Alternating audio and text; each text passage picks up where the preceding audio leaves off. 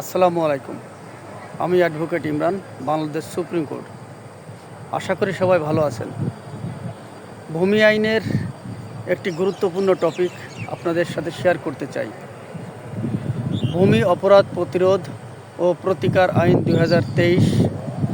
এই আইনের অধীনে কিছু অপরাধ আছে যেগুলো সংগঠিত হলে বিজ্ঞ এক্সিকিউটিভ ম্যাজিস্ট্রেটের নিকট আবেদন করে দ্রুত প্রতিকার পাওয়া সম্ভব। এই আইনের সেকশন 7-এ বলা আছে অবৈধ দখল প্রতিরোধ, অর্থাৎ কোনো ব্যক্তি বৈধ মালিকানা ছাড়া কোনো সম্পত্তি দখল করে রাখতে পারবে না। সাবসেকশন 2-তে বলা আছে বিজ্ঞ আদালত অথবা কর্তৃপক্ষের আদেশ ব্যতীত কোনো ব্যক্তিকে তাহার দখলীয় ভূমি হতে উচ্ছেদ করা যাইবে না। বিজ্ঞ আদালতের আদেশ অথবা কর্তৃপক্ষের আদেশ ব্যতীত যদি কোনো ব্যক্তি অন্য কোনো ব্যক্তিকে ভূমি থেকে উচ্ছেদ করে তাহলে 2 বছর পর্যন্ত কারাদণ্ড ও অর্থদণ্ড হতে পারে।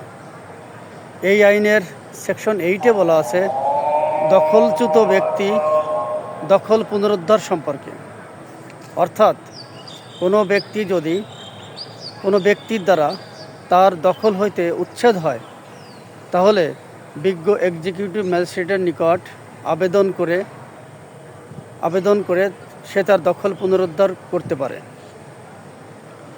বিজ্ঞ ম্যাজিস্ট্রেট তার সমস্ত দলিল এবং অন্যান্য কাগজপত্র পর্যালোচনা করে 3 মাসের মধ্যে মামলাটি নিষ্পত্তি করিতে পারেন।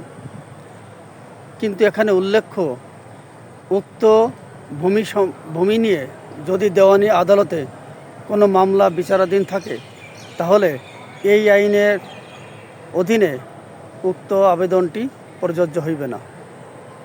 এই আইনের সেকশন 9-এ বলা আছে কোনো বিক্রেতা যদি ক্রেতাকে তাহার দখল হস্তান্তর না করে, অর্থাৎ যদি কোনো ব্যক্তির নিকট থেকে কোনো সম্পত্তি ক্রয় করে, সেই ব্যক্তি যদি ক্রেতাকে তাহার দখল হস্তান্তর বা দখল বুঝিয়ে না দেয় তাহলে 2 বছর পর্যন্ত কারাদণ্ড ও অর্থদণ্ড হতে পারে।